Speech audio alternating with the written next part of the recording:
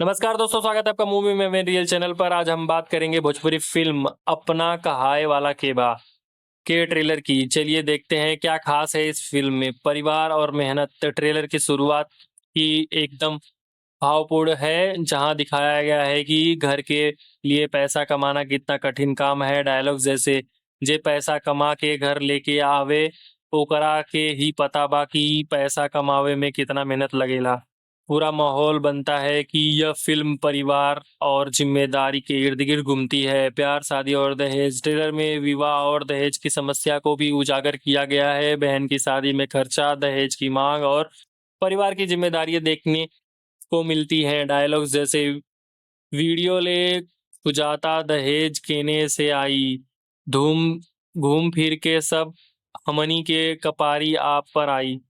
यह दर्शाता है कि कहानी के पारिवारिक और सामाजिक मुद्दों पर प्रमुखता दी गई है। रोमांस और कॉमिक एलिमेंट्स, थोड़ा हल्का फुल्का रोमांस और मजेदार संवाद भी ट्रेलर में है, जैसे भाई बहन और पड़ोसियों के बीच की मस्ती। यह फिल्म को केवल ड्रामा तक सीमित नहीं रखता। संगीत और बैकग्राउंड म्यूजिक, संगीत भावनाओं को बढ़ाता है और पारिवारिक, रोमांटिक और संघर्षपूर्ण क्षणों को अच्छे से हाईलाइट करता है।